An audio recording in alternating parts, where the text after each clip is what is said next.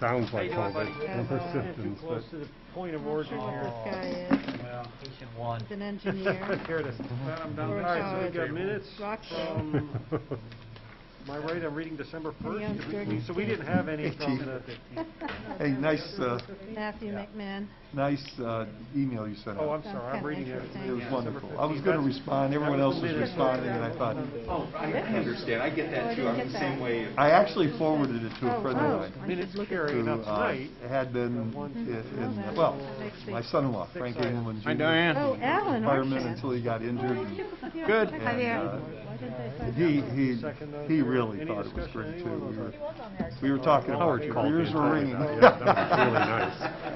I appreciate that, Alan. Yeah, it was very So you're nice. running the show Very tonight, good. you and me. We're it.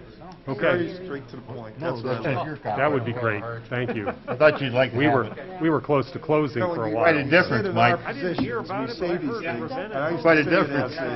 I used to say it as an educator, you know. I used to say it even as an administrator, you know, Sandy bought me we this can't fan that thank you or pay you. put it on my neck and it blows up. And I people just, really you wanted know, to bring it tonight so I could go, oh. and it's kind of hard because You I'm can stand over next to it, roll that thing. Doesn't it blow a little bit? Hang on. They just don't Although I understand. think the cord's you know. up. Yeah, generally it blows across here because Police, Jack and I assault, can feel it. Firefighters, paramedics, Listen tonight. teachers, in terms of, like, people don't think that you guys aren't, they think you. Hey, Robin. Everyone just kind of moves on. Same to you. You go do your thing, and then you understand. I was going to ask you about Yeah, that. I circled it on the line. So,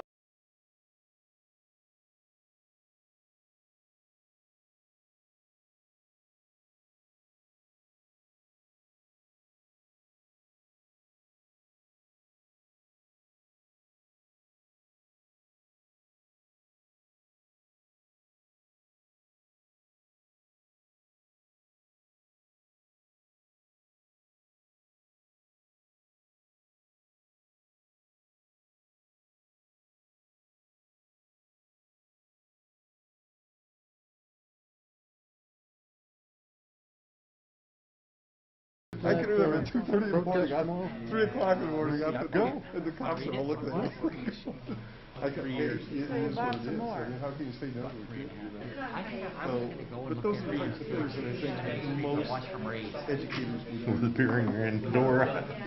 I feel it's entrapment, yeah. And when I look at what you do, Dave and I talked about that. I told him I wasn't exactly. He said, "Hey, why not?" I said, "I never got by it. I know about it because I seen the permit they took out you at can the have park." them for what? I never got Oh, that. I think they did it. They put it together. I got another one from Geraldine? Wow. Oh, is Gwen okay? I haven't heard anything from Gwen. No, Towards SCRS? Happy New Year. the Board of Education.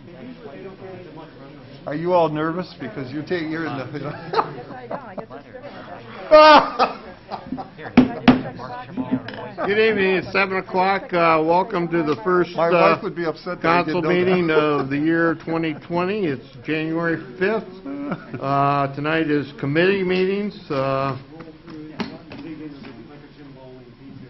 Go right into committee of the whole. First thing on the agenda is boards and commissions. We have a couple applicants here and a couple said they couldn't come because they were ill. We'll listen to your points why you'd like to be on the board, and we won't be voting till January 19th. With that said, Kathleen Enders, would you please come? Give your name and address and a brief description why you would like to be on the Design and Preservation Committee. My name's Kathleen Endress, and I live at 691 Riverbend Boulevard, and I've been a resident of Kent for about 20 years now.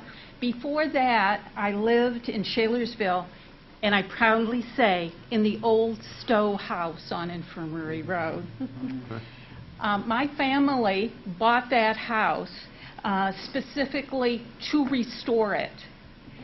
We probably spent over a year looking for just the right house to restore.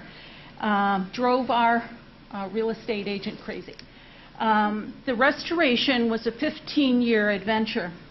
We were really hands-on. We went into old buildings to salvage stuff from molding from the old Stowe City Hall and the Cuyahoga Falls Mansion, where the Marhofer car dealership now stands, to beadboard at in a sweltering attic in an old house slated for demolition in Ravenna. We rescued an entire kitchen from an old Ravenna parsonage. Do you have any idea how heavy a 5-foot cast iron kitchen sink is? I loved that sink. So all of this illustrates, I think, my passion for preservation, but I really wanted to emphasize my professional background, my academic chops, if you will, for being on the Design and Preservation Committee. I worked with the University of Maryland's Whitman Ridgeway, who developed some of the earliest techniques for studying the CBD in Fells Point in Baltimore. I've worked with city directories, census records, to understand the settlement in Cleveland in the 19th century, and to truly understand how women's organizations function. I charted the residential patterns of women activists in the city of Akron. Though I'm not an architect, I think I bring an appreciation of architecture's role to the cultural history of the city, but I also bring a historian's understanding that many different kinds of people add something to a city's life and its history, and their stories and their homes should be preserved as well. People who buy old homes and businesses are a lot like me.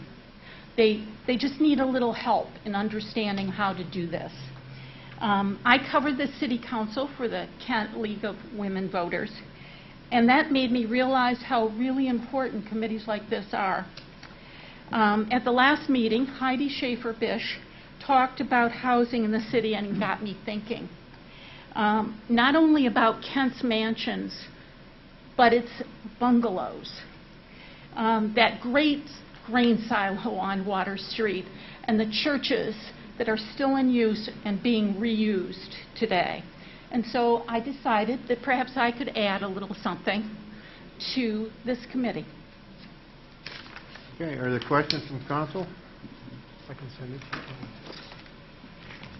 Seeing none? Well, thank you. Thank you. Once again, we'll vote in 2 weeks on it. Thank you, Kathleen. The next one was Matt McMinn, I think is the last name. He withdrew. So Mark Wiseman is a reappointment. He's sick. He was not unable to come. We do have Alan Armstrong. You don't have his application to file. It's somewhere in the clerk's office, I understand. So, Alan, you want to come up and... Orshant, I'm sorry. Give your name and address for the record and a brief overlook why you want to be on this committee. Thank you, folks. Question first, is there one vacancy on the committee? Three. We are looking for 3. Okay. I thought the young lady who just presented gave a very strong application. I thought I would, there's only one, I thought if there's only one vacancy, I would defer to her. She seems to have the passion. All right, no, we're looking for 3. Okay. My name is Alan Orshant. I live at 531 South DePeister Street, a 2-minute walk from here. I have been on this committee times past when I was on the Architectural Review Board for a while. The committee, as I understand it, exists especially in the event that there are federal historic funds or preservation funds available. And if I am also on several other committees. I'm involved with Main Street Design Committee, and there's subcommittee of Preservation Committee, and I do continue my interest in buildings in downtown Kent and the surrounding area also. So I do have an interest in this, and if I can be helpful, on this committee, I would like to join. Okay. Other questions? Yeah, Ms. Schaefer-Bish? yeah, you've already participated quite a bit in the downtown renovations. Could you list some of your accomplishments? Well, some minor and some maybe a little bit more minor. In the past 40 years, I've had something to do with, I don't know, I've last counted was somewhere like 25 different buildings, everything from signage to painting buildings to design and renovation of storefronts. Couple in examples would be Ray's Place, Dominic's, done signage in various buildings and design, helped with color, so forth. Thank you. Tracy? Ms. Wally? Aren't you intimately involved with the Cantwell-Sherman project? Yes, I was. Thank you. Was recently sold, and we recently, the Cantwell-Sherman Committee has had a recent meeting, and we have some funds left over that are going to be directed to the Kent Historical Society. That Cantwell-Sherman, Inc., a nonprofit, is due to be terminated on July 1st. Okay, are there further questions? Okay, thank you, Alan. What? Oh, we'll get that application wherever it ended up. I can resubmit if you need, Jerry. All right, thank you. Thank you. The last one's Doug Fuller. He's also sick, and we understand all that. So that's it for the boards and commissions. Going to move into organization of council for 2020. Historically, we go over the duties of each council person. Seeing there really isn't a change on council, does anybody have any objections or any preference if we just vote on the committee structure that we have as a whole? That was a question. No. No? I'm good, fine. All right. I think we're all comfortable. With that said, can I have a motion to accept the slate of the chairperson for 2022 as presented from 2020 schedule? So moved. Second. Second by Roger. Any discussion? Seeing none, all in favor signify by saying aye. Aye. Good. Thank you. Any opposed? All right. That's the quickest we ever did that. We got to do the co-chair too, correct? Pardon? You have to do co-chair. Doing the also? same, we're keeping it the same. Yeah, I know. You did the chairman though. We just did this, we're keeping the same slate. Okay, fine. I think that's how I took it. Yeah, that was. I'm not hearing your conversation. I thought we just moved to keep the chair people the same. It's for the co-chair and chairman Oh, and okay. also the So boards and everybody. commissions Okay, that that's they're on. fine. That's fine. All right.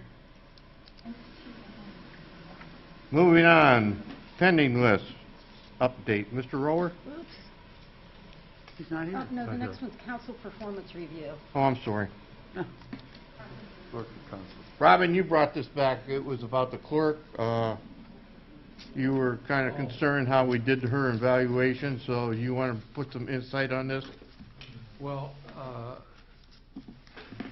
the issue for me was that a lot of the members of council don't really have an opportunity to observe some of the duties that are listed in the evaluation. And I'm more interested actually in the clerk. That's all we're talking about is the clerk. Oh, okay. That was your original motion. Okay.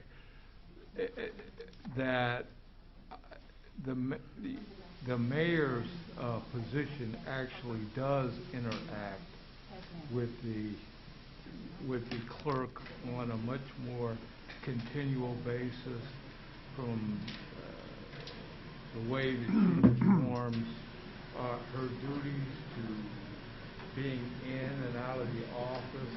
It's just the issue for me is that perhaps the mayor's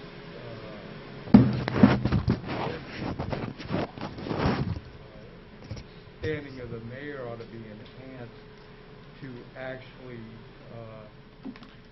when we're doing the evaluation, have a much greater emphasis on his position and his interaction there. Now, we could go through the functions, those that we observe and everything, and probably discuss whether or not it would be valid for us to evaluate that. But I think that the mayor's position in being the direct supervisor perhaps is more appropriate for us to redesign the evaluation form and allow for the mayor to have a greater role in that part of the evaluation. Mike, is there further? No, I know 2 weeks ago, our last meeting, I had talked to Amy about going over that evaluation. You know, and to me and Jerry and her would get together, and because I know there was a lot of questions that council members, like Robin says, we don't see what she does, and a lot of these spaces were left empty on the evaluation because they couldn't judge, you know, what things were, you know, how she performed in that capacity. So I said we should sit down and talk to her, and she was open to it, to see what questions, you know, because you see her more than we do, and you interact with her more, and she interacts with like Dave and Hope, but you know, with us it's not. We don't need her unless we need her, you know. So I don't know if that's maybe something Robin was going at, or because there's some questions on that evaluation that, you know, it's just we don't have the knowledge to actually answer that question because we don't hear it. We're not here every day. That's why I said I was going to talk to her, and maybe me, could sit down with her and talk with her. Well, part of tonight's discussion is I'm trying to get a direction what you people would like to do. Robin initially made the motion, and so Roger, you got your hand up? Yeah, I think that, you know, Robin brings up a valid point, and so does Mike.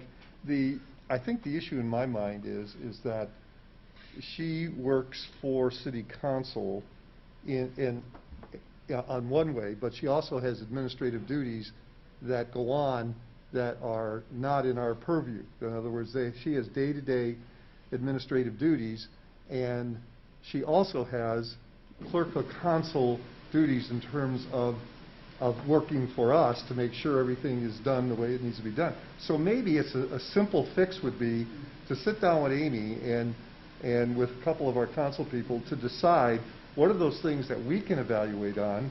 Like, for instance, I think there's a question there, runs the meetings, well organized, and those type of things. Obviously, we get public feedback when the public interacts with her. We get feedback. Oh, by the way, almost always positive with Amy, so that's a good thing.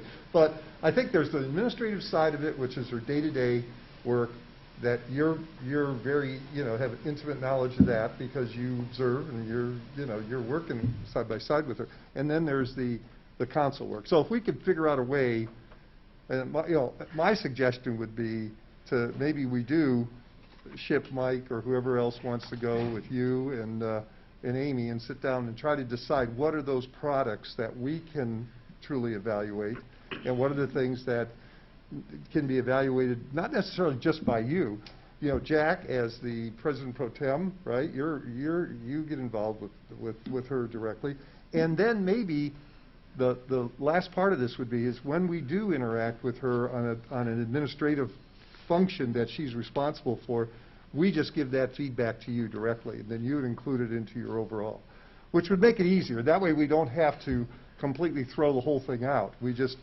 We subdivide it out from council to and administrative. At least that's my 2 cents worth on it. Okay. John? Yeah, I pretty much agree with most of that. I was thinking, you know, while Roger was talking, I says, you know, maybe there are a couple of categories that would be separated. When you talk about organizational skills, I think when we see the end result of her work, that can we can pretty much judge your organizational skills and a progression of her education. I think it's as simple as maybe just separating those questions, figure out which ones that we can't answer as council members and have that just changed on the paperwork somehow.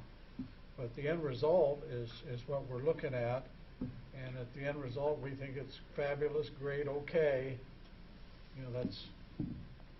That's what we're really looking for. Amy? Or Heidi, I'm sorry. Well, just like we were talking about potentially with Dave, for me, when at my place of employment, I do a self-evaluation, and that kind of starts it. That's something to respond to. So that could be something we could ask of Amy, is to do a self-evaluation, and maybe we can add some points to that, like, ask what were the challenges, what were her successes, what education, what was the learning, what learning did she do, where are her edges, and then that would give you guys something, because I agree that I think there's people that have a closer observation to respond to and add to. Because sometimes somebody might feel really modest and underrate themselves, and if you think otherwise, then you can certainly say so, and sometimes the opposite might happen, probably not with Amy, but I just think that would be good, and then the input from council is helpful too, but I didn't feel comfortable filling out that whole questionnaire, but at the same time it felt like the math required that if we left it blank, she would have a lower rating. Right. So that's not fair either. So I kind of stretched. And like you were saying, if somebody appears to have done a good job, well, then maybe they did. So I would stretch it and say something. Robin? Yeah, well, the math, not really. The math on that is simply the average.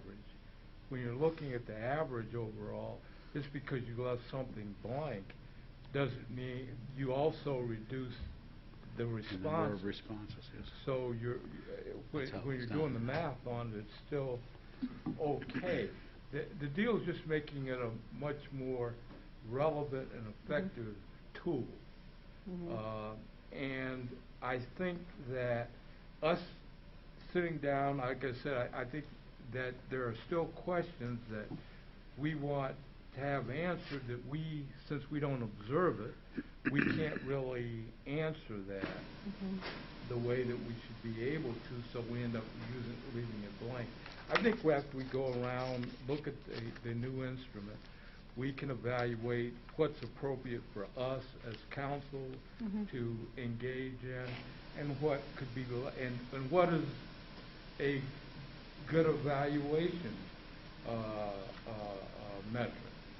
And then, also, since we have the mayor who is more or less the supervisor, he can actually fill in the blanks, the ones that we wouldn't have been able to answer before, that we still feel are relevant and need to be asked. So, if I understand that, you're uncomfortable filling out the present performance review that we have yearly. Is that right? Yeah, well, the current one, yeah, because we just feel, I think that we need to have it brought back, go over some elements of it, and reorganize it, and maybe, and even decide whether or not some of the questions are really effective in the evaluation process. All right.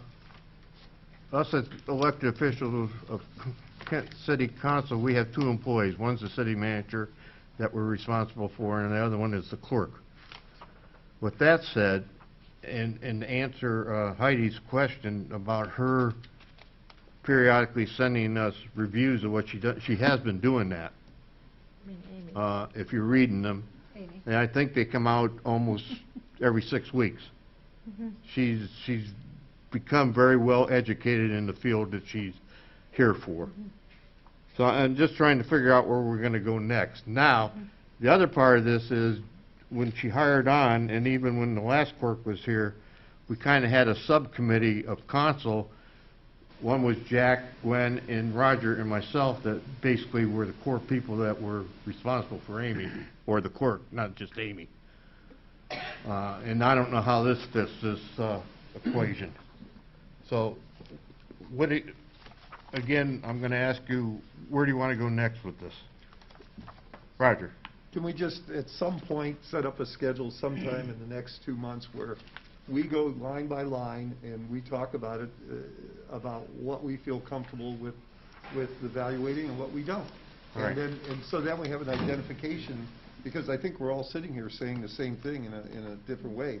And maybe if we don't do it as a whole council, maybe what we do is bring our small committee back together and we go through as a few council people as to what are the things that we think should be, that we can definitely evaluate, and what are the things that we feel that would be more of an administrator's evaluation. You're her administrator, basically. That would be my thinking on it. All right, Mike? I was going to say, in this evaluation, you could look through and see a lot of unable to answer. And these are the questions that, it's already right in front of us. Right. It's ones that people are having a hard time. And I said it shouldn't be that hard to go through and, maybe change some of the wording or change, throw some of them questions out but, I think it's just going to take sitting down and doing it. All right. That's my understanding, what you just said, what we're going to do. And Roger basically said the same thing. Does anybody else have a different opinion? John? It's basically the same, but we should maybe just label some that only you sign. Yeah. Well, That's what we're saying. yeah. Okay, Heidi? Yeah, so I appreciate Amy updating us regularly, but those are updates, not really an evaluation. She tries to inform us as to what she's been up to and doing, so that's a little different format than an evaluation, a self-evaluation. All right, I understand what you're saying. All right. Any more to be said on this? If not, I think we got a direction. Mike? Well, maybe we could throw that at her to maybe evaluate herself, too. Yeah. In the process, once we sit down and talk. All right, remember your thoughts, and we'll meet again on this. So, all right. We got that direction. Moving on, pending list, Mr. Roller? Yeah, and I apologize. I noticed when I was sitting here that the patent was not in the document. And I'm guessing Patty got COVID during the holiday, and so this is something I missed. So I went and printed it, and forgive me for something else. We didn't need you for anything. Plus tables, too. Huh? We didn't need you for anything at the time. You know what they Give us say, a though? little We time to talk volunteered about you. you. I don't left out- you left understand. the room, you're Patty volunteering. runs that office pretty thorough. I don't get it. All right, so this is the annual review of where we're at. I got tons of extra copies. Not sure why I got so many. From the pending list, and there are the ones that were referred to the administration, and then technically the ones that refer to the committee. The chair of the committee usually was supposed to weigh in and say, hey, I'm ready to go with this, or talk to the staff, or so. Despite that, we still kind of do a little update on the committee items, for the chair's benefit too. I'll run through these quickly though. That first one, the study of pedestrian vehicles downtown, really we kept that hanging on until the North Water Street project was going to be wrapped up, which it did just finish. You have your option. I mean, I know it's a priority, all pedestrian stuff everywhere. Technically, I think the main intention of the motion has been met. We've made a bunch of improvements. Jim Bowling has, not the least of which was the $1 million North Water Street project, a lot of which had to do with crossing, making it safer, and very pedestrian oriented. So I would remove it, but I know sometimes you like to keep stuff on, so if you want to do that, that's your prerogative. Or any questions? Okay, is there a motion on the floor to either keep it on board or feel it's satisfied and it's been Make a motion to remove it? removed? I'll second that. Second by Gary. Is there any discussion? Heidi? Yeah, I mean, I could support that. I just, you know, there's some areas downtown that I still feel are very confusing to pedestrians and people driving, like on South DePuyster Street in Erie. That seems to be a pain point in some interactions I've noticed. But I mean, the point of leaving it on was to evaluate it. I think that we're always evaluating, so I don't know at what point. It just seems, I guess it seems like an appropriate time to take it off at this point and come back to it if we have some better ideas.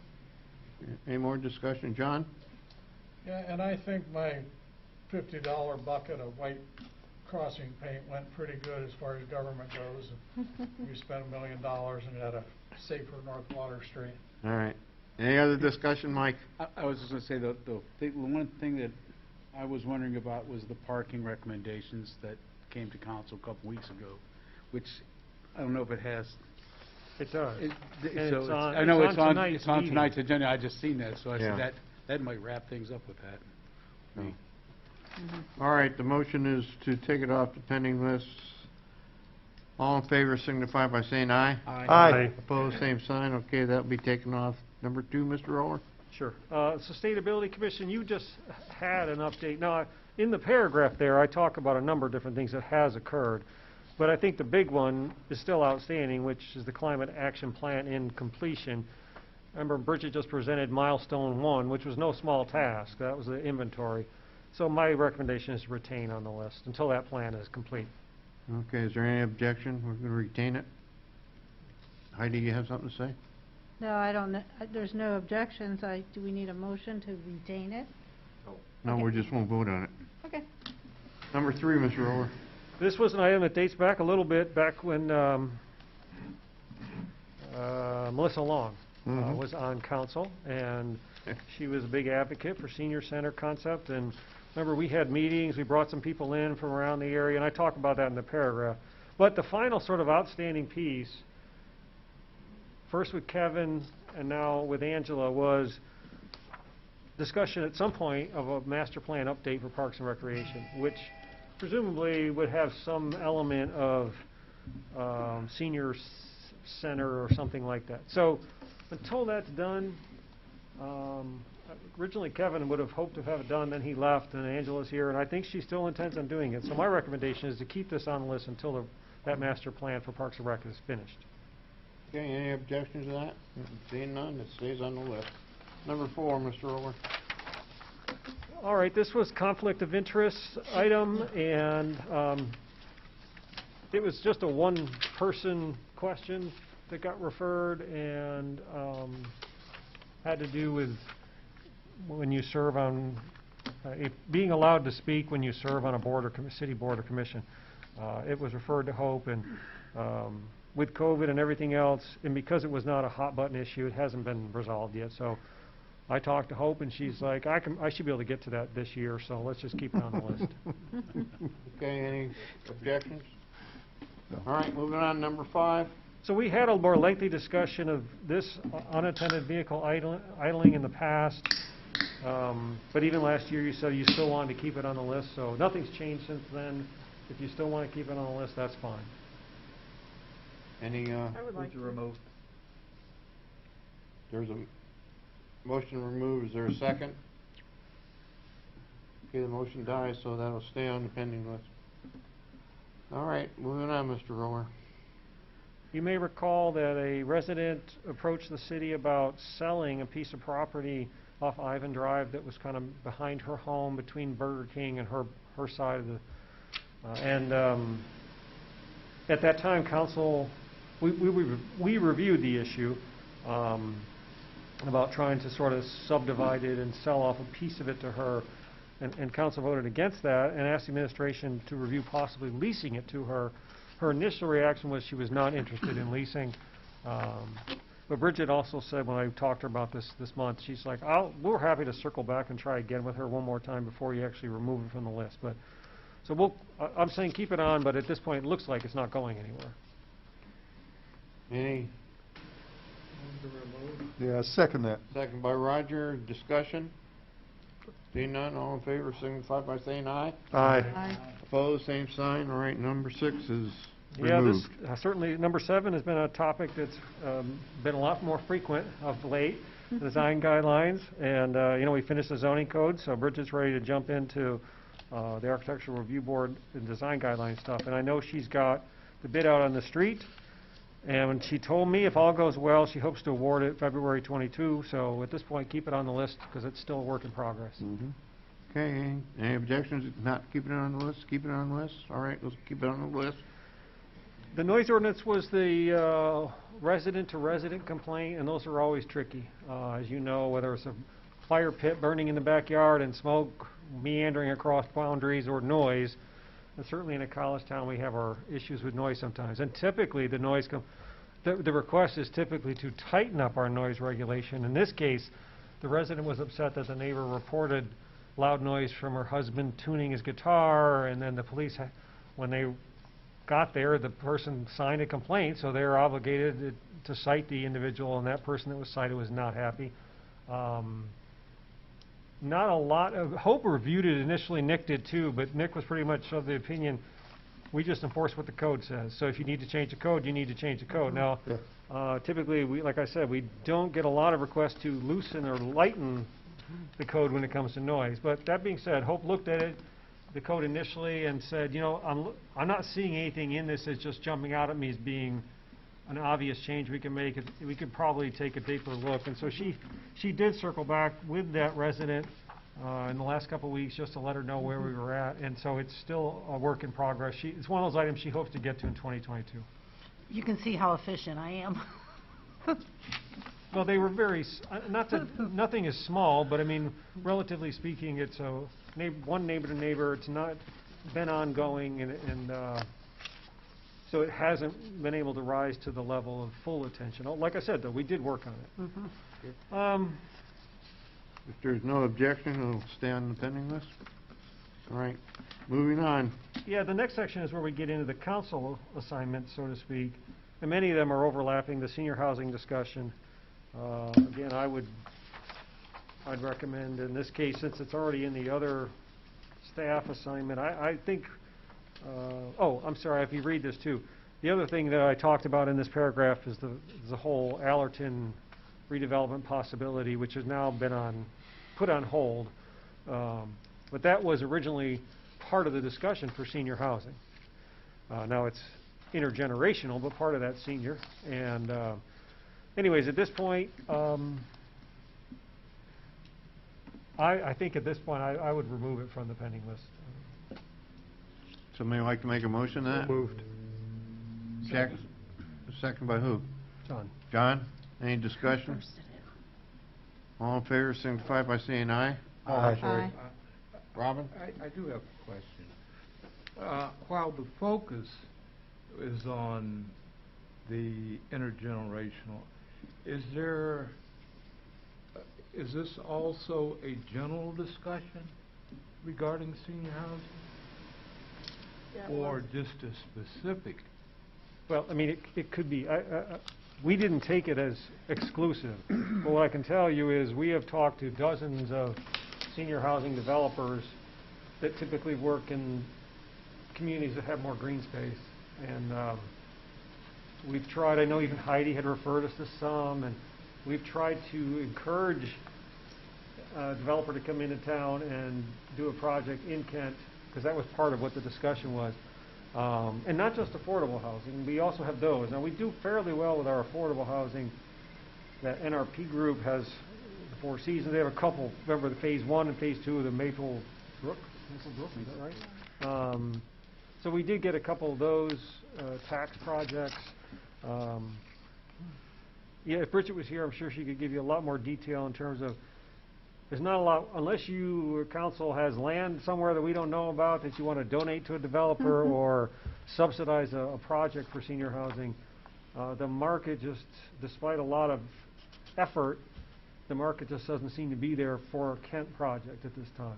So that's why we were excited about this university project, because it seemed like it had a gap to get in for something new for Kent. But again, that ended up getting crosswise on a couple of different issues. So That's still tied in with the number 3 of the administration, so it's still, even if this is taken off, it's still reflected in on number 3 of the pending list of administration.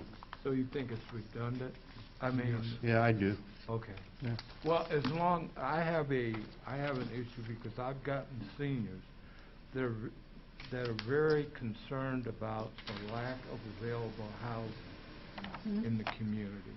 I think, excuse me, I think that by removing it, unless it is redundant, that kind of takes it off the list of priorities, at least the perception of priority for us as a government.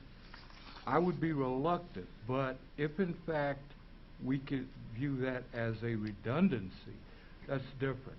If it's in here that we're still going to be looking at ways to try to increase housing, affordable housing for seniors, then I'm comfortable removing number 8. Where is that not outlined in number 3 of the administration thing? No, It's not. It's not? The first no, sentence that's for a does, senior center. That's not All for right. senior Yeah. housing. All right. We still have a motion on the floor? Yeah, we have a motion. Let's speak to the motion. Say more, Heidi? Yeah, I'm kind of leaning towards what Robin had to say. I mean, there's some confusion over the pending list versus our priorities. Mm-hmm. If we take it off the pending list, it can still remain a priority to us. Yes? It's just like the staff isn't having to, we're not asking the staff to do anything at this moment. So that's, I guess that's my question is, I still see housing as one of the top priorities for us at this time in our community. And housing for not just seniors, but a range, so. Any discussion on the motion yet? Roger? Yeah, I get where Robin's coming from, because I've had these conversations with seniors also, trying to explain to them at length, and Dave alluded to it, that the city's hands are tied in many ways. If we don't have land to donate to a developer, and if we can't give them tax incentives in a way that would help them, then that's all we have. We don't have any tools other than to try to sell our city, sell the community, and hope that a developer comes in. So it's very frustrating that we don't have the power to do certain things. But maybe Heidi has come up with a good idea that maybe we need to maybe have a separate list of things that we would like to keep as a priority overall, larger kind of priority of housing, and include senior housing as part of that larger priority. So I would support the motion to remove it, and then let's get that goal or that priority clarified so our community understands it a little better. All right, anybody else? If not, the motion was to remove it off the list. All in favor signify by saying aye. Aye. Opposed, same sign. Okay, Mr. Rower. the sidewalk issue is actually a very similar situation where I think we've met the intention of the original motions. And there was a couple of motions that were combined into one. Remember, Jim Bowling came up with different options to people to finance. If they want to hurry up a sidewalk repair, they can participate in certain different ways. So again, it's been remained on there simply as a bookmark, I think, to say this continues to be a priority, like you're saying. So this falls with the same category. It is in our, keep in mind, I updated, because it's time to update, we have a thin pamphlet of city goals and objectives that I share with you every year, and it lists the priorities. And senior housing and neighborhood development, those sorts of things are in there absolutely. So is the sidewalk, pedestrian walkability. So I will go back and, like Roger said, update that, make sure it's all, and share that again, because maybe now you'll be thinking more about it and you can take a closer look. You haven't usually changed anything in it. You're welcome to. It's your document. It's sort of the broad brush guide that really goes all the way back to the bicentennial plan. Right. These were items that were first emerged out of there, and then added to or deleted depending on councils in the course of the year, what things emerged, priorities, et cetera. So I'll do that. The sidewalk issue is up to you. You can either do what you just did or keep it on, either way. Preference? Heidi? Well, I mean, I think we did discuss and come up with plans for all of these items listed.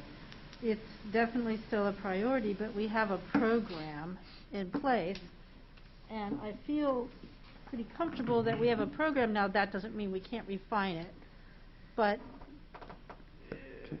we can bring it back if we have some suggestions that council would agree on for refining the program, or that the staff can bring to us. So again, it remains a priority, but there's no more so-called continued action on this other than to maintain the current program. Yeah. So I guess I would feel comfortable in taking it off as is. Mike was first. Mike? Well, I think with what the engineering department's been doing, putting that pretty much on top of the list, because they put it right in with the streets. They do this, you know, and they're backfilling and going in. I think we could remove this, you know. I think as long as you keep it on your other list, you know, the priority list, I think that's, and I think they're doing a good job with that. Putting a lot of concrete down. Roger? Yeah, I would agree with Mike. I think that pre-COVID, if you recall, we were moving excess dollars when we had such a thing into sidewalks on a regular basis, and I think the administration has done a great job in doing that. And I would also like to mention that as I promised Jim Bowling, he said he needed $12 million to replace every sidewalk in this community, and I promised him if I hit the Mega Millions or Powerball, I was going to write him a check. And I want to know publicly I will do that, so we can take this off, because I have a hunch I'm going to win. The drawing's tonight. Yeah, drawings tonight. You have your hand up? No. Oh. Anybody else? Okay, what's the preference? I'll move to remove it from the list. Second by Garrett. More discussion?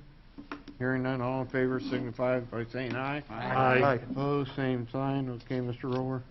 Then in the health and safety, there was an item for concern. I think it came from Tracy originally, or someone in your neighborhood or your ward.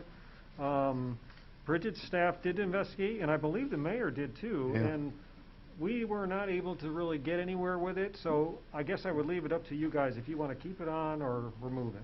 Move to remove. Tracy? I would like to keep it on because I've had more complaints about different areas of noises. There was a hot tub motor that was doing low frequency also that was disturbing the neighbors. So I would like to keep it on. I would like to get some like a low amount that can what do I want to say, like a decibel number that would be improper above. You know what I mean? I would like to look into that because it is a health hazard also.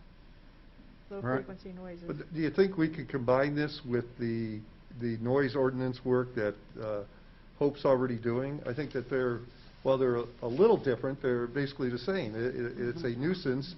Although what Tracy is talking about is a nuisance to a neighbor, whether it's business driven or whether it's a neighbor's hot tub driven or whatever. But it's all about noise. So maybe we combine these two, you know, in some way.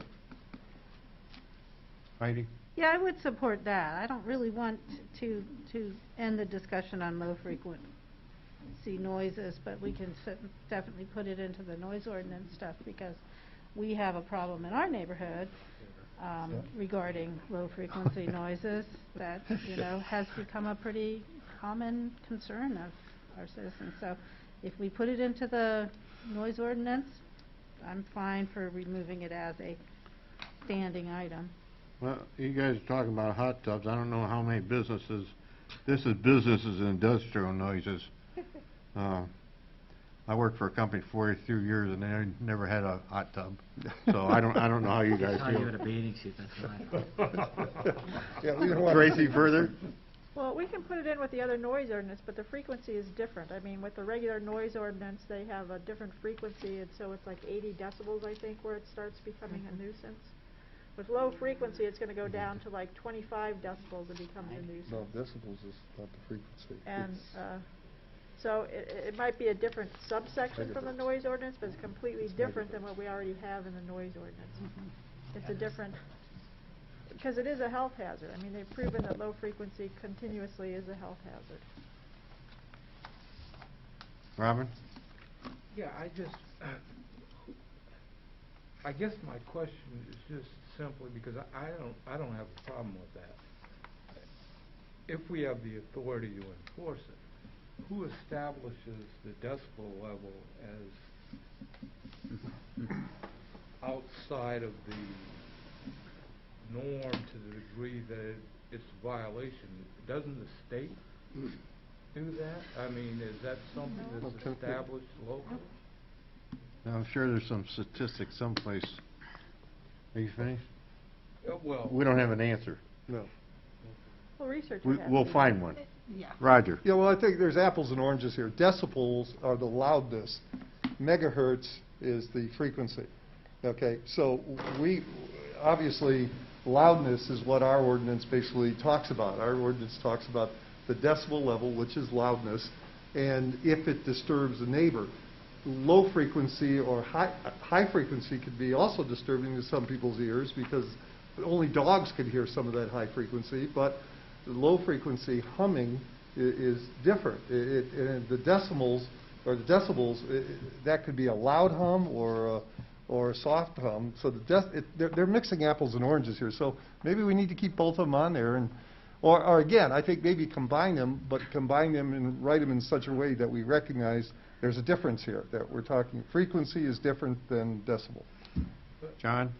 Yeah, I was just going to correct the improper language that we were using also, same with Roger. And I think there are, I know OSHA, and trying to think of, there's an organization that controls that.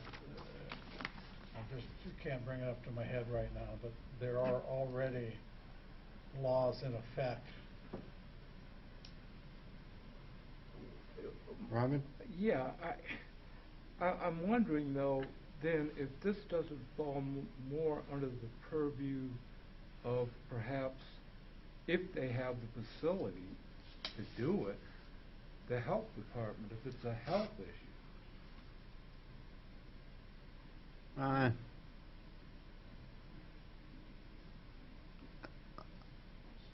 I think I have to answer that question as a no, because generally when there's a noise disturbance, the first people get called is the police department. Yeah, but this is different. They just got through saying that these are apples and oranges, that one of them is about the noise, the other is about whether or not the megahertz are creating some type of health hazard or concern. Okay. Those are different. Because I would have agreed if, in fact, this was simply about the decibel level. As Roger pointed out, this is more of this is different. And I don't know, and I don't want to drag Joan into this, but strangely enough, if it's well, can I just. Tracy? Well, Then I would Roger. say, since there's such a discussion about it, it should stay on the list. Right. Yeah. That's just what I was going to suggest too. Let's just I'll leave it make on the the list. motion. I'd like to move that we leave it on the list, and then we'll come back around at a committee. Second? By Mike, any more discussion? Yeah, we need some experts to come in here and talk to us. I mean, about noise and sound and what health issues there are, because maybe we're none of us are experts on that. All right, any other discussion? John? Yeah, I'll go along with the motion, but I just hope this isn't a case of where you move next to a McDonald's and you complain about the smell of French fries. Right. Yeah, I hear you. That's not That a health happens issue, too though. often. Mm-hmm. All right, no more We're discussion? talking apples to apples, now we're talking French fries. No more discussion. All in favor, signify by saying aye. Aye. Opposed, same sign. All right. Mr. Rower, number 2. Yep. So this next one's very similar. You see a pattern here. Really, quite candidly, I tell people the hardest problems for us to solve are neighbor-to-neighbor disputes. When they work in that gray area, it's hard to pick and choose which neighbor to favor over the other, and we do our best to be Switzerland and be neutral. But this feral cat one is very much like that. We spent many hours as staff in various functions, from removing cats to working with the local volunteers that were part of that neuter program and education program. And I mean, I think it has temporary improvements when you do that, but cats are cats and they come back and they continue to breed. I'm not sure, I know the last time we talked about this, Bridget, it ends up being between Bridget's shop, police a little bit too, because Marla ends up, and Ron end up doing a lot of that, and Hope gets involved from the legal side. And at this point, there's not a lot of suggestions for what to change, what's being done in other communities. And I can tell you on city manager forums, this is a pretty common, what are you all doing about feral cats? Anybody come up with a solution for feral cats? It's a common problem. So either way is fine with us. We'll keep working on it because the problem's not going to go away. So it's up to you if you want to keep it on the list or not. Mr. Ferrer? Seems like it's a case-by-case issue if it, it's between neighbors, and you're not going to develop a policy that's going to solve the issue. So I would say I'd move to remove it. I'll second that. Second by Mike. Further discussion, Garrett? Further discussion, Mike? No. Heidi, you have your hand up? Yes, there's no law against feeding feral cats. Well, it's a gray area. Mm-hmm. Who's feeding? Can you see them in action feeding? It sounds simpler than in reality. I mean, Nick could speak to that because it's one of those, it can be on the books, but to be able to make it legally defensible in any way is really hard. And the person says, I didn't put that food out there. Well, I don't know. Maybe they did. Maybe they didn't. Do we have a law on our books that says you are not allowed to feed feral cats? Won't stop them. I'm pretty sure. Isn't that already in there, Nick? Yeah. What I would say is that if you are taking the responsibility for that cat by feeding it, providing it water, anything like that, It's yours. you're accepting ownership of it. If you allow it to remain out there running at large, you would be guilty of having a cat at large. The issue, and this is what Mr. Roller was referring to, is definitively proving who's doing that. It gets to be the issue at times. And it's one of those things where you always have to catch them in the actual act of doing it to be able to prove that that's what's going on and they're the harborer or owner of the cat. All right, who had their hand? We're in a motion. John, speak to the motion. Yeah, normally I would vote to keep it on based on our animal control. Supposedly it had possibly some veterinarian help to do some kind of a program, but it's been 6-8 months. I haven't heard from anything about that, so I would go along with the motion. All right, anybody else discussion? All right, all in favor of the motion signify by saying aye. Aye. Opposed, same sign. All right, we'll remove that one. Number. Yeah, it's the wrong number. It's number 3. Sorry about that too. Yeah. Yeah, this is a continuation really of the same topic. I know Mr. Kuhar raised this concern, and Nick said he'd be happy to come back.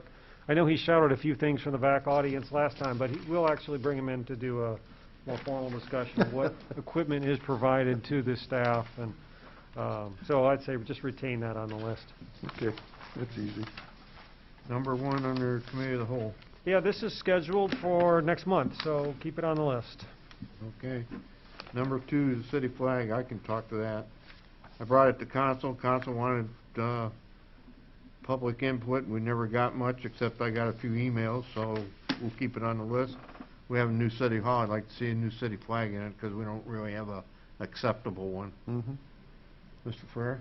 So if we designed a new flag, council basically liked it but wanted more input, and we've got no more input, why don't we just accept that flag? That's up to you guys. I move to accept the flag. Is there a second? No second? Heidi, you have your hand up?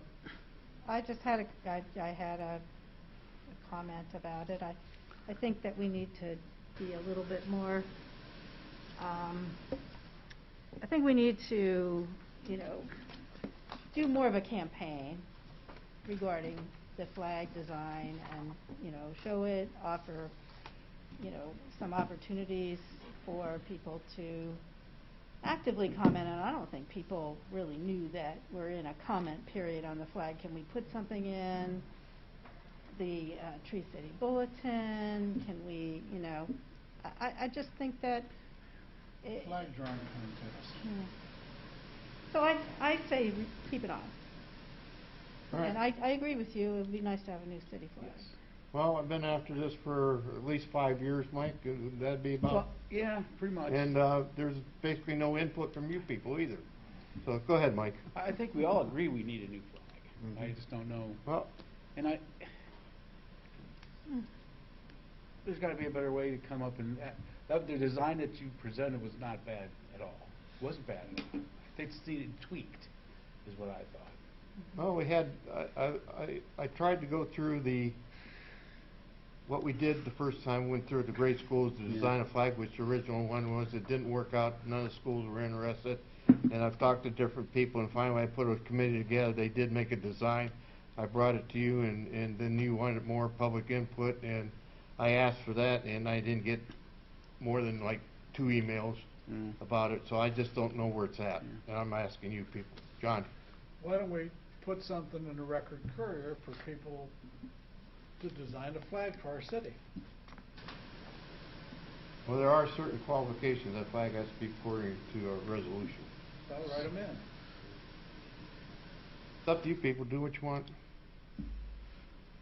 We'll leave it on, if nothing's said, we'll leave it on the pending list. A lot harder, so you can't. Garrett?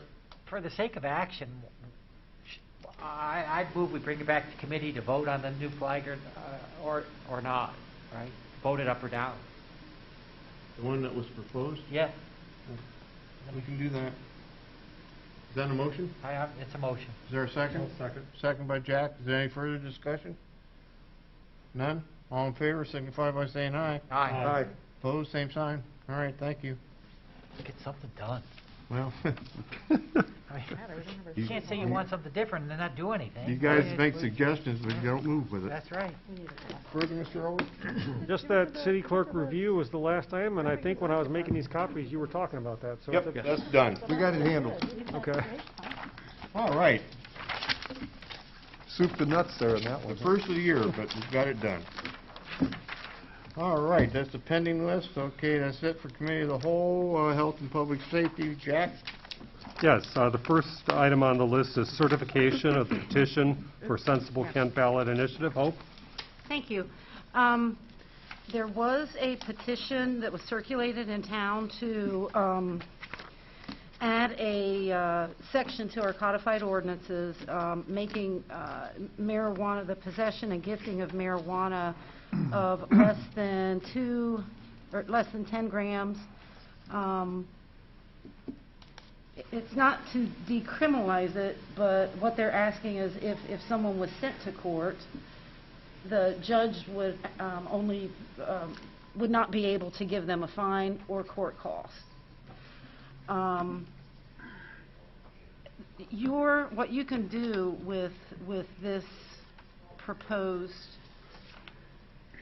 language is either you could direct me or Dave to put it on the next agenda, and you can vote it up or down, or you could send it to the voters to allow the voters to decide if they would like to have this law exist in the city of Kent. I will tell you, it's my understanding that 2 communities, one is Wyndham, I don't know what the other Portage County community has passed these, but there are 2 communities in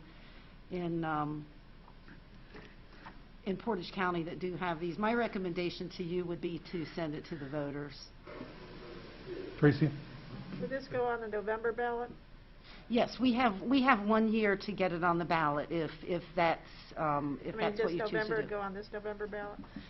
I think 2022? Amy, by scheduling it in January, if I remember, and I know she's not here, I thought her objective was if you voted it with the emergency, I guess, in January, it can make the May. Maybe. Yeah, it could make the May.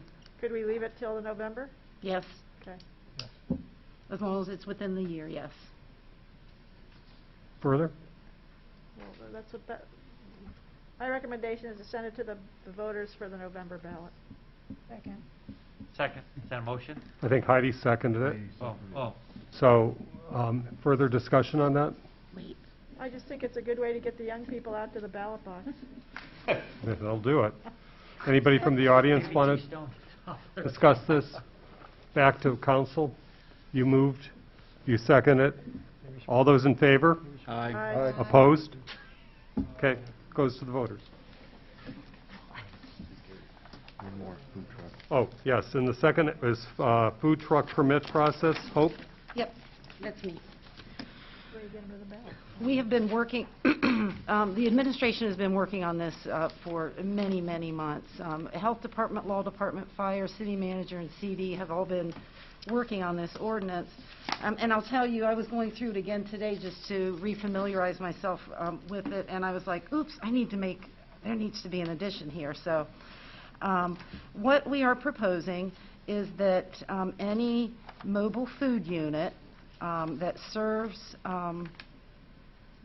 food have to get a permit in the city. And they are not allowed to locate on any residential property, but any other property in the city would be allowed.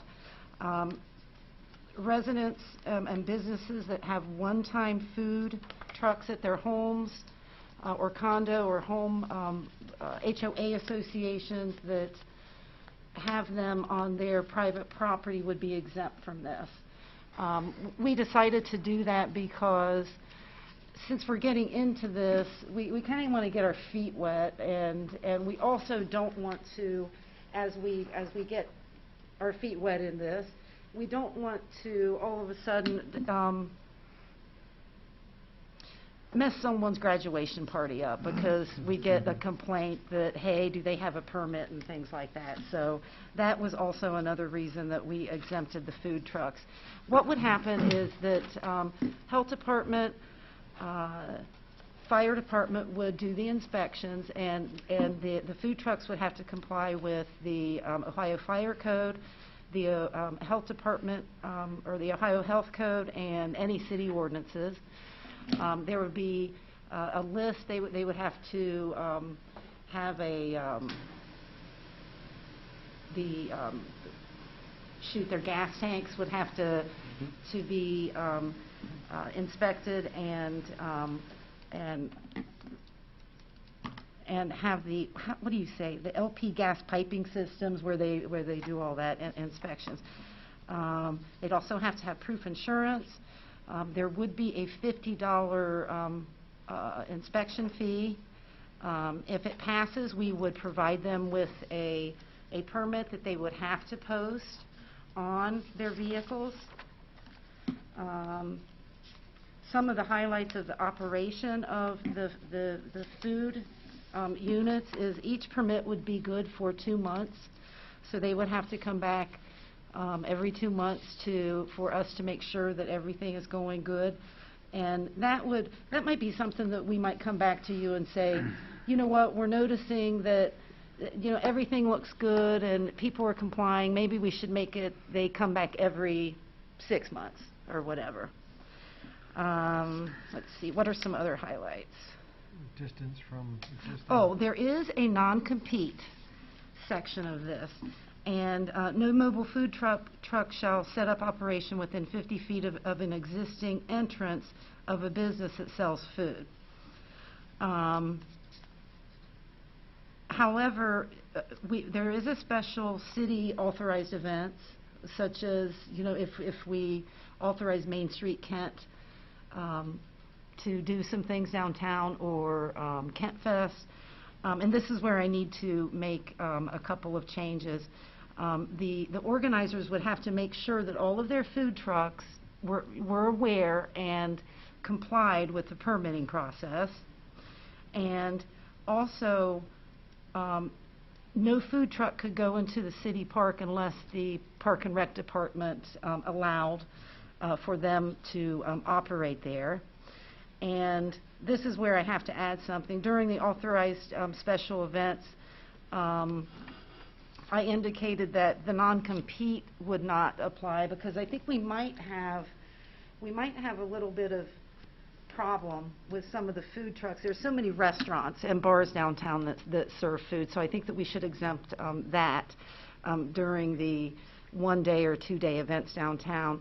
Also, mobile food units may only operate or park for no longer than 8 hours. I thought we should exempt that from our events downtown. And also E and G. Let me look, let's see what E is. And I guess this is a question I'm going to have for the fire department. I didn't get a chance to talk to the chief. The mobile food trucks are going to be prohibited from selling alcoholic beverages, of course. I'm not aware of any special events where maybe you could go up and get like a elephant ear and a beer, which sounds like a weird combination. But I thought that if that were the case, that you could get food and alcohol at a food vending truck, that we should probably exempt them as well.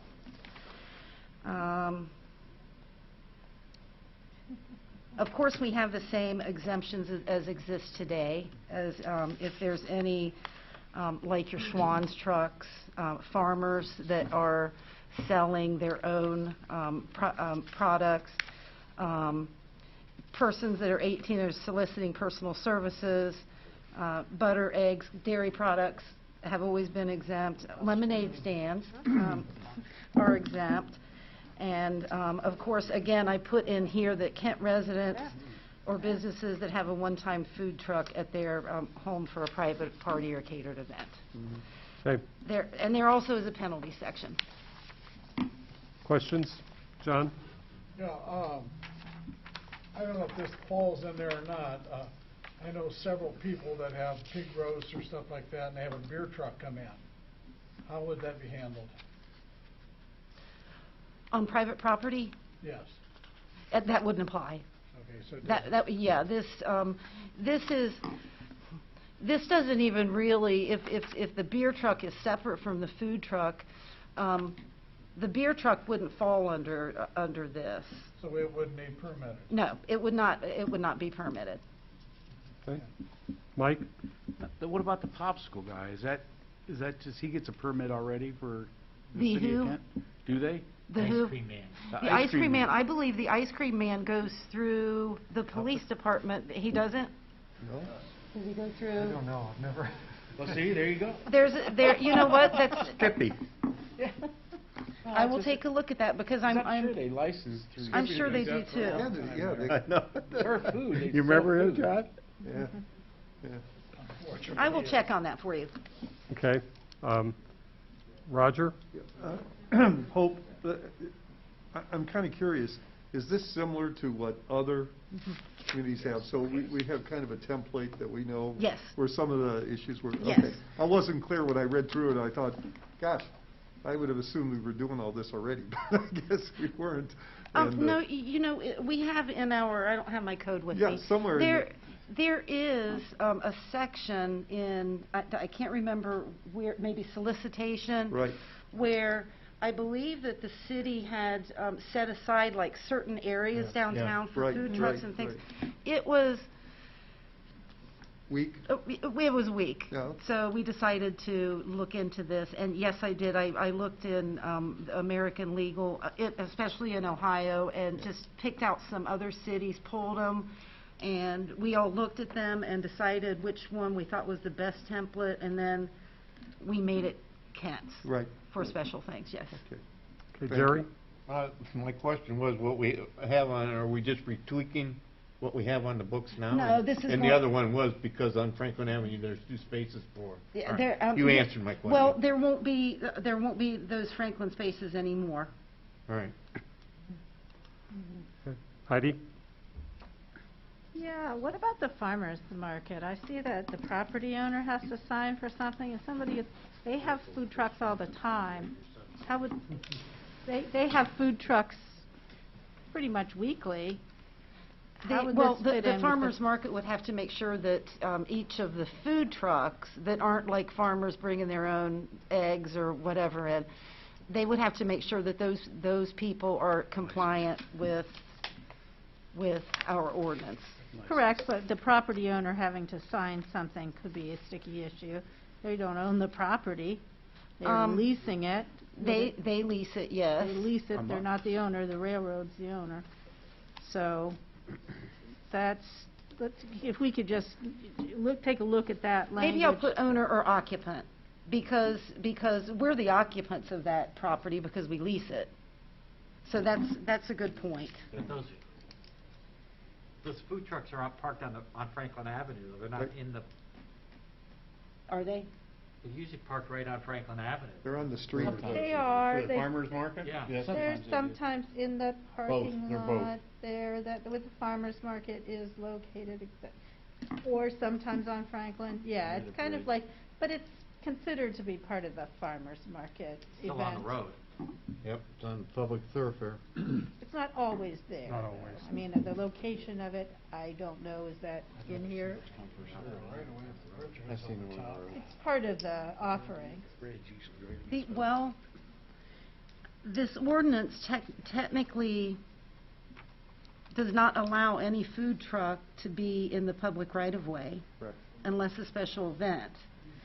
And, well, that's a special event, Yeah, it's a sponsored, special well, not event. sponsored, but approved by the city. So, okay, yeah. But that's a good idea, putting owner or occupant. We would have to sign off on those? Well, our sign-off would be that we sign the permit once they got it. Okay.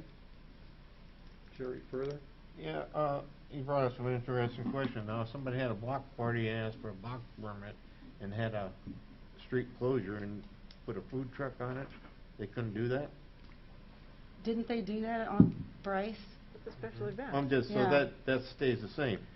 She said for 1 day or 2 days? Yes. All right, okay, yeah, I just want to yeah. get clear. Yeah, but they couldn't get a permit to sit outside the police department.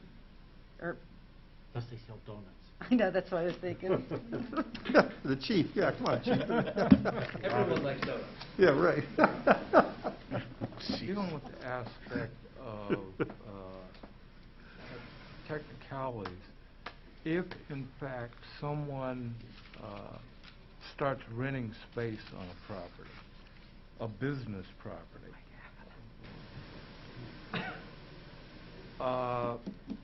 and it's in the area of other businesses that sell food, is it the actual physical building, or is it the entrance that you get into the non-compete requirement? The entrance, So it's the entrance? yes, Ooh. the actual business. That's interesting. Mhm. Because there is that situation, I think, that exists on Water Street, Where? with a business that was open, and the truck basically is there now. It actually is there kind of permanently. And I'm wondering how that kind of, if that technically is problematic.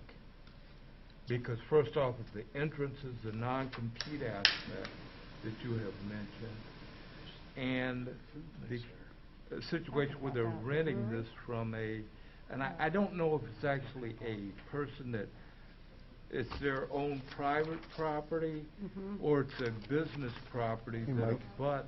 Mike. Oh, are you speaking of that? Oh, okay. Where is this one? I'm not, I kind of don't, yeah. The Habitat for The restore. the Restore. well, but that's not, Habitat doesn't Yeah. sell, No, it's not on Habitat's. Yeah, but they don't sell food. It is on Habitat. No. And there's nothing within the- 50 feet. The issue is that where it is probably within 50 feet of the entrance at University Plaza. That's a And- plaza, No, it's not a store. No, but the businesses that rent, that actually exist in the plaza, But that's not 50 feet. isn't that the issue? Because that's what I ask about. I ask if it's actual, No, the the physical entrance, business. the doorway to a business that sells food, you can't be 50 feet. You have to be 50 feet away from that. But the entrance, entrance Not the going entrance to the into- parking lot, the entrance to the door that you go into the business. If Okay. it's Yeah. where I'm thinking you're That's talking, what there's a lot of 50 feet between that and the next restaurant. Yeah, but, Right. but the issue was, that's why I asked about the distance between very where clean. that actual physical entrances to the are. street. Right. And those entrances are Street is probably Like 10 closer. You mean for vehicles? 10, 12 feet. Like, Well, from the entrances, yeah, not the actual physical. you're talking about the aprons, Truck. the aprons going onto The the property? aprons, No, right. No, this So is. that's, yeah, okay, I yeah. understand better Look now. closer to the bowling alley. Okay, further? Anybody from the audience wish to speak about this? Back to council? I have one interesting observation to make about what you were talking about. I know that 101... Well, you need to come to the microphone, give your name, address, please. I didn't come here to do this, I just found it interesting since you were discussing it. I do know that 101 has food trucks, and Penn Station is on one side of it, and Luigi's Pizza is on the other. Correct. And it's not 50 feet. That's all. Private property. Okay. Okay? Private property of the people that own it would be an impact to business, yeah. But is that private property? What? That would be private property in that instance there. This is I mean- controlling private property. Mhm. This is a plaza situation where she's describing, there's businesses next to each other, and she's right, that they use a food truck for the 101, and then just... There's a pizza there's a joint pizza there, joint, and- although it is moving, but I don't know when, and, This, we pulled that provision out of the current code, and I Okay. think it was because we wanted the brick and mortar people at the time who have higher overhead and things like that, not to have food trucks right on top of them. I suppose if you feel that it could be an issue, if you would like me to put in there, if you want me to get rid of it, we can, but if you would like me to put in there, you can't set up within 50 feet of another food business unless you get them to say, I don't mind. Yeah, if I can just add on to that, she wasn't here, but she's right. Franklin Square Deli was very concerned, the owner there was very concerned with what was going to potentially be a bunch of food trucks out down the street from him, around the corner, and I can't remember if he came in and spoke, I feel like he did, but he certainly talked to me about it, and that's where the whole idea of keeping the 50 feet came from. He was like, don't you do that, I've invested in this community, and so that is so maybe, Hope said it a couple times here, let's give 50, this is the first shot, and if it starts to prove to be too small, we'll come back in and modify, or whatever, we can modify it. We realize that we're just getting into this, and it's not going to be perfect right out of the gate. We can make adjustments. Okay. Heidi? I like the sign off. That gives the business owner the opportunity to learn that their interest in having a food truck might be hurting other businesses. Or maybe the other businesses say it's really not really what we sell or do, so we don't care. And you're absolutely right. If that pizza joint moves and a little pizza food truck comes in, Penn Station might not care. If they're selling subs, they very well might care. Right. That's true. So, Okay, back to council with emergency. With emergency. Second. Oops, you guys, I'm clerk too, okay. Oh. Jack, or John, Mike, with emergency, and with the owners, the 50 feet With all the owners, sign okay. off. Mhm. Comments? And the occupants, not Roger? just owners. Yeah, Hope, you'll be able to send us a clean copy if you can make sense of all this. Absolutely. Yeah, that we can take a look at, because I assume we'll be looking at this as an ordinance at our next council meeting? Yes, Okay. and after I send the clean copy, if you look it over and you feel like you want to talk about it a little more, we can push it to February. Okay. Honestly. Yeah, I'd like to see it all. Especially if you, I'm sorry, It's okay. Roger. No, I'd just like to see it all, because we've Yeah. talked about a lot of different things here. I want to make sure that we're all on the same page, that's all. Further comments? All those in favor? Aye. Opposed? Okay, passes. That's all for health and public safety. All right, streets and sidewalks. Well, I noticed Mr. Bowling isn't here, Mr. Yeah, Mayor. so he respectfully asked to defer that item. It's not time sensitive, and he's dealing with COVID, so. Okay, so item number Well, one? we can handle the next one. I mean, Okay. the next one is that parking recommendation, the referral that was made at the last meeting. And so I can tell you, we had an internal meeting with the chiefs and myself and Bridget. I feel like Hope might have been there too. And Bridget and Jim both reminded us that when this was first changed, the residents were offered the ability to park on Portage Street. They could do that overnight, and they could have 10-hour parking during the day, which would keep them out of having to move their cars. So at that time, they said, no, we'd rather just park on North Water and move it. And now you've seen that they said this moving it is getting tiresome, which I understand. So our recommendation is to go back to offer them what we did in the first time. Remember, they had sort of that spot at the end of Portage, and what we're saying is they can park on street on Portage and be fine. They won't be ticketed at that point.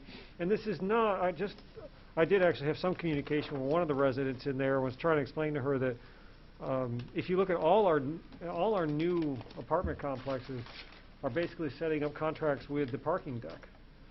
And those residents are actually paying not quite double what these residents would pay, but significantly more in their monthly passes at the deck, and they're walking further. So it seemed like, in fairness, this is a pretty fair compromise. It's not right outside their door, but it's right across the street, basically. So that's our recommendation. Questions from council? Seeing none, any questions from the audience? Do I hear a motion from council? I would like to move to accept the staff's recommendation. Second. Okay. Any further discussion by Heidi or? Yes, Yeah, Heidi. I would like to say I'm really thankful to the staff for coming back with this offer. I think, I've had some more interactions with people in this difficult situation, and I think that it's great that we have some parking nearby that they can essentially purchase for their use. So we're not giving them parking, we're leasing them parking. And I do think it's kind of a haul to the parking deck, so thank you. Garrett, you second it? No? Yeah, it's another issue of the city being asked to handle situations between neighbors, and in this case, it's more of neighbor or landlord and tenants. And I think it's the responsibility of the landlord to communicate with the tenant of what the parking situation is. It's also the responsibility of the tenant to know what the parking situation is. And we've got a lot of rentals in the city, and we have a lot of traffic on the street. So I think this is more than accommodating, and I think if we're going to set a dangerous slippery slope for ourselves if we allow on-street parking in front of every rental property. So I think this is more than fair. John, you had your hand up? Well, can I interrupt? Oh, yes. Mr. Kuhar, at the last time we talked about this, did you say you were going to abstain from voting? You have to. No, I didn't. You have Oh, to. are you a property owner? I can abstain. Okay, so you can't comment either, so, thank you, Mr. Kuhar. Okay. Other comments from council members? Hearing none, comments from community? No, it's motion. You're in the motion. We're in the motion. Oh, that's right, we're in the motion, I forgot. Garrett's short. Yeah, Garrett did that last time, I think. Anyway. That's different. Okay, all those in favor of the motion on the floor signify by saying aye. Aye. Those opposed? Abstain. And abstain. Okay. All right, moving into Finance Committee. So Fire this contract. item, Bill is going to step in, not really step in. He's been in the middle of it from the get-go, but I think originally Rhonda was going to probably do it, do the presentation. But in her absence, Bill volunteered. No, he did. Hope volunteered him. And it's actually, we do bring this to you every couple of years for renewal, and that's really what we're doing. But we said this time there were enough, some material changes, not significant, but enough material changes to some of the terms of the contract that we felt like a little bit of extra explanation would probably be worth it. So it's just updating the rates, and I say just as if it was simple. I think Bill could attest, and the rest of the staff, I think it's been 2 years, 3 years in the works. This has been, we've essentially been operating without a contract with Franklin Township, but obviously we're not going to not provide the services. It's been a long road. I think we're there, so we need to do our piece, and that's your final approval on this. And so, Bill, go ahead. Thank you very much, Mr. Eller. This all started with Chief Tosco, actually. He's the one that kind of got the ball rolling on this whole process. So certainly appreciate all his efforts and getting us to this point, though. But I think it's a very good contract, especially with our partners in Franklin Township there. We value that community, and we're certainly glad to have this cooperative effort of providing fire, EMS, and rescue for them. So one of the things that we're looking at, the contract is looking at incidents over the past 7 years, and we're averaging the number of responses instead of just the previous year.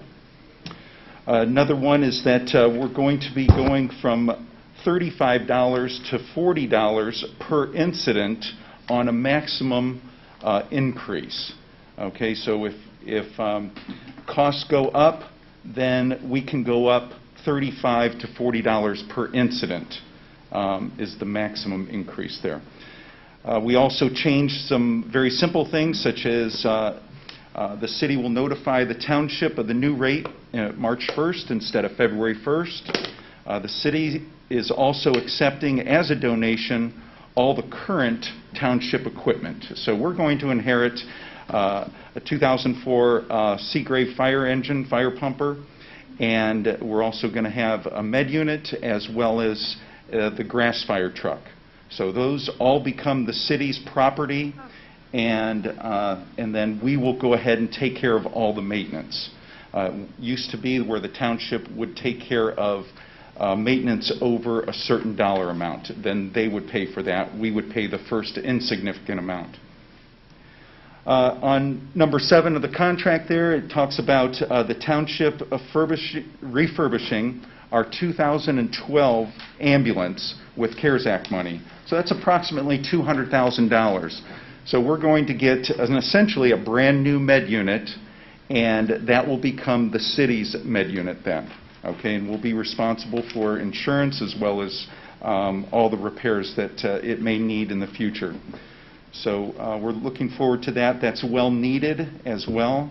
Having another new med unit, you can tell that 2012 we're 10 years old on that particular med unit. And lastly, the other item was that the city's going to report 120 days after that month how many runs that we ran instead of 30 days. So a lot of it is some housekeeping there. There's other things that were more significant. So Gary, we are taking ownership of 3 pieces of equipment that the township owns now.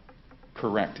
When those have to be replaced down the road, who's going to be replacing them? We'll be responsible for that. But again, when they are looking at, when we determine their rate and so forth, it's part of the process in regards of coming up with the dollar amounts and so forth. So I think what he's saying there, if I'm remembering the discussion correctly, essentially we're looking to build in some of the replacement value into their annual fee. All right. So we're going to amortize it, rather than asking them for one big lump payment to contribute a third of a new truck. We're going to be billing them a little bit over the course of the contract each year. Bill, what is the current rate, or what will the new rate be per run? Do you remember offhand, like $1,200 or something? It is $1,433. Okay. $1,433. Thank you. All right, my other question is, and Mike, you probably remember this, I don't know who the owner, the ladder truck is the third owned, or was one-third financed by Kent State University, Franklin Township, in the city of Kent, so that no longer will exist either? Yes, that is correct. Okay. That's not to say conversations have not been had and will continue to be had with Kent State on that topic. Mm-hmm. And they haven't said, no, we're not interested. We haven't got to that point, though. Right. I think the township would remain open to seeing if we had a large dollar amount on a particular apparatus that would be helpful to their service, to provide service to them. I think they would be open to looking at that. I hope that avenue isn't closed off someday. Okay. Further from council? Is there anyone in the audience? Back to council. Dog drive with Second. emergency. I'll second. Discussion? All those in favor? Aye.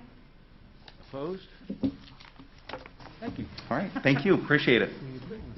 All right, that's it for the committee meeting. We're going to go in an executive session for the purpose of boards and commission discussions and employee evaluation.